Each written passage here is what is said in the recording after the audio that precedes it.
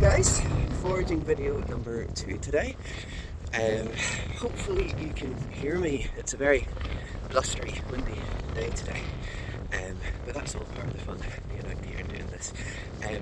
Today was a bit of a surprise. I was not expecting to be doing this today. I was just out for a walk with my friend Rory today, and we came across a mushroom that I love eating. That's kind of another magical bit about foraging. Like, it turns any walk out in nature into like a little treasure hunt. You never know what you're going to find each day. So yeah, I'm just coming up to the spot now. I'll show you what we're in for today. So today we have one of my favourite late autumn winter mushrooms. We have blewits. I think wood blewit. I'm going to check in a little second. Now you can kind of see that they're growing in like a half circle. These are one of the mushrooms that form the fairy rings. So there's not a full fairy ring here today that I can see so far, but quite often you'll find a perfect circle of these mushrooms, and fairy rings are so cool. The way that works is the mycelium of the mushroom, which is like the real body of the mushroom, is underground, and it's feeding off of all of the dead rotten grass underneath the ground. The centre of the mycelium is probably around there. It spreads out in a circle, and then at the boundary of the mycelium is where you get the mushrooms popping up, and that's how fairy rings work. So we'll go a little bit closer and take a look at the blewits. So the first thing you're going to notice is the colour of them. They can vary in colour a little bit, but whenever they're young, they're very purple. They're very lilac. It's really bright, stunning colour. As they get older, they start to fade to a slightly more tanny, kind of fawny colour that you can see on these ones over here. But we have a really perfect one right here, and it's unmistakable. See, whenever you lift it up, that's what it's going to look like underneath. So really, really vivid, beautiful, lilac kind of colour like that. So already I can pretty much guarantee that these are wood blewits rather than field blewits, which is a bit unusual because we are not in the woods. We're at the top of Ramore Head right now, which I was not expecting to find these today. Field blewits are usually a little bit paler than this, but see, to be honest, they're very, very similar. They're in the same family. Both of them are perfectly edible, so it doesn't really matter which one you've got. But these look like blewits to me. Right, I'm going to go on to a few more details in the next clip. Give me 1 second. Hi guys, sorry, it got very wet and windy and blustery where I was up there, so I decided to come down to a bit of shelter where I can talk about this a bit better. So here we go. We have wood blewit Lepista nuda. So I will talk through all of the features of it. Like I said before, the top is always going to be a lilac-y, purpley kind of colour. But as you can see in this one, as it gets more mature, it starts to turn a slight sort of like tawny brown peeler colour.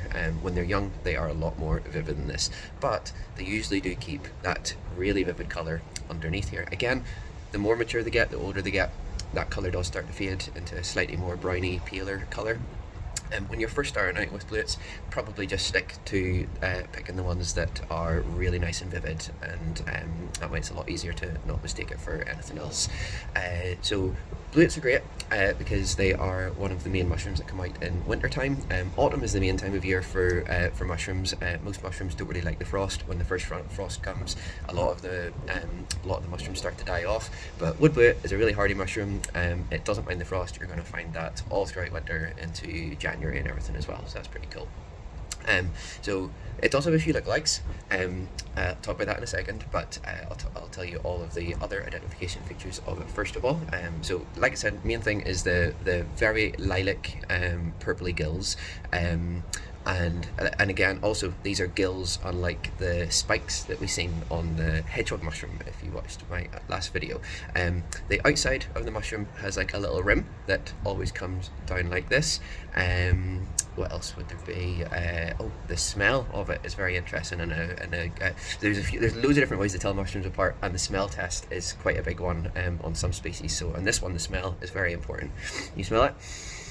And it smells delicious. It smells like, it smells fruity. It smells perfumey, but like a perfume that would actually want to eat. It kind of smells like orange rind. that's, yeah, orange rind is a good way to describe it. Smells delicious. The other ones that look like this do not smell really good like it, unless it's a blewit. So there are, like I said before, there are field blewits, there are also sworded blewits. This is a wood blewit. They're all very similar, and you don't really need to worry too much about the difference between them because they're all edible. They all taste good, so none of that is a concern. The only lookalike that you do need to be slightly aware of is one called the Cortinarius mushroom, which is a webcap mushroom. Now, the species that this looks like in the Cortinarius family is not toxic, so you don't actually need to worry, but there are a few toxic ones in the Cortinarius family, so it's a good family to be aware of. It's a good mushroom just to avoid. We don't really mess around with eating anything in that family, but it's very easy to tell them apart, so it's not a huge concern. On the Cortinarius, which is the web cap one, it's called a web cap because it gets like web kind of fibers all over it whenever it starts to spore.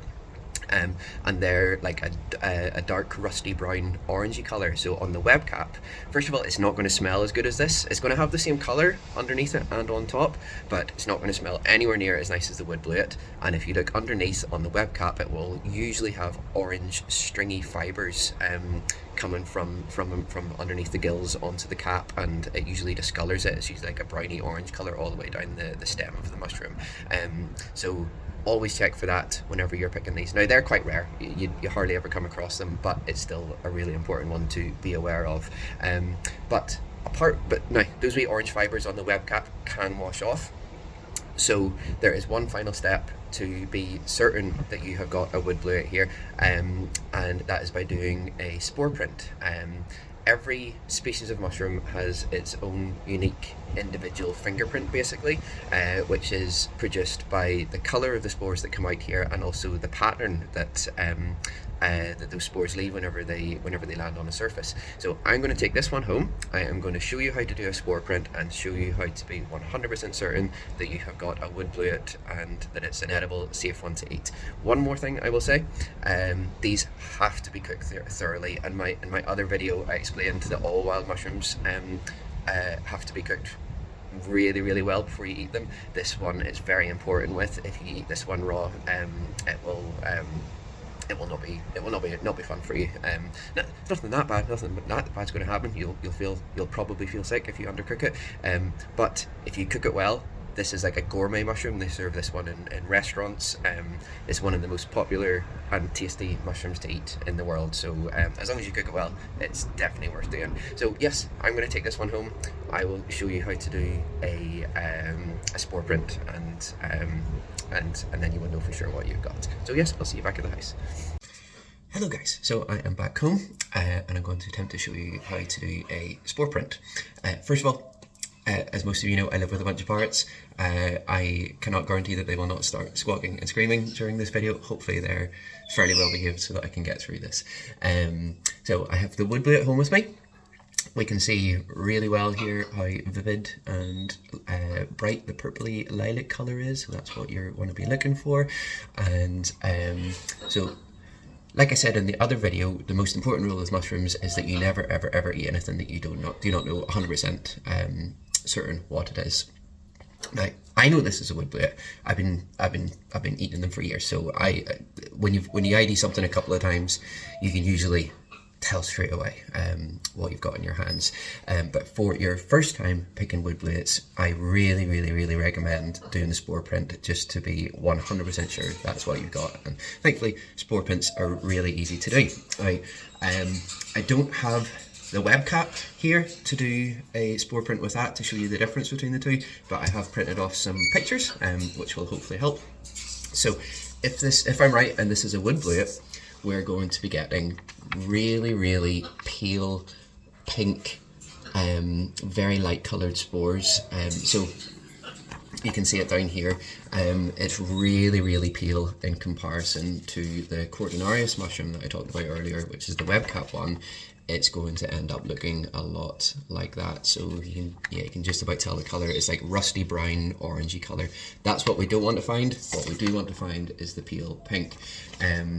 So how to do a spore print.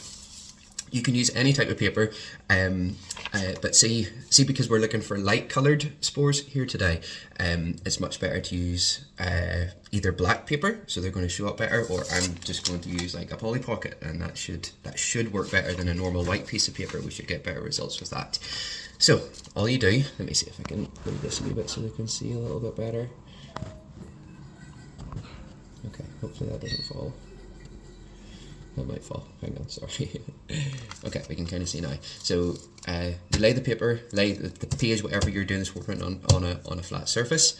You get your mushroom, and we want the mushroom to be sitting really flat on the surface. So you might need to cut some of the stem off. So I'm going to do that now. So just get it as close into the cap of the mushroom as you can. That'll do. So that is going to end up sitting flush on the sheet that I'm using. The other two things that you need, most importantly, you need something to cover it with. This is for a few things. Airflow will carry the spores away. If you cover it, it will keep all the spores together, and it will leave a perfect pattern underneath the mushroom, which, like I said before, is like a fingerprint of the mushroom. Whenever you look at that, you can tell exactly what it is by the colour and the shape of the pattern. So cup is important. Another quite important thing, although not completely necessary, I've got like a little damp paper towel. If the mushroom dries out, it might not give as good of a spore print. So white paper towel, damp paper towel on top of the mushroom will keep it nice and humid in there. Get a cup, set it over the top, and then you just leave it. Sometimes you get a good spore print in like 2 hours. Other times you need to leave it overnight. This is quite a fresh mushroom, so I'm hoping that we'll get a spore print fairly quickly. So I'm just going to keep checking this over the next couple of hours. We'll see what it's like, and whenever it's ready, I will show you. So again, what we're looking for is either the peel pink that you can barely even see on a white sheet of paper, or what we don't want to see is the orange rusty brown of the web cap one. So right, I will check back in a couple of hours and see where we're at with this. Good morning. So it is the next day. I decided to leave the mushroom to do its thing overnight, and we are about to find out if I am going to be having mushrooms for my breakfast this morning or not. So I have not touched this in like 8 hours. Let's see what's going on underneath. Cup off. Little damp paper towel off. And then mushroom up. So, okay. I think this has worked. Hopefully this shows up. Haha. So you can see why I used a clear piece of paper or plastic rather than white paper for this one. But that showed up really good. So let's compare against the two that it could have been. If it was a Cortinarius web cap mushroom, the one that we don't really want to be eating, it would be dark browny orange. Definitely not that. Sorry. Okay, you can see it like that. So the only other one it could be is a wood blewit, which has got the pinky, very, very, very pale pinky, whitey coloured spores, and that is what we have on page. So yeah, you can even see, this is why I call it like a fingerprint of the mushroom. You can see all the little individual lines of where the spores have fallen, and that is perfect. So yes, we have a blewit here, and I'm going to be having blewits for breakfast this morning. I hope you enjoyed. I will do another video soon.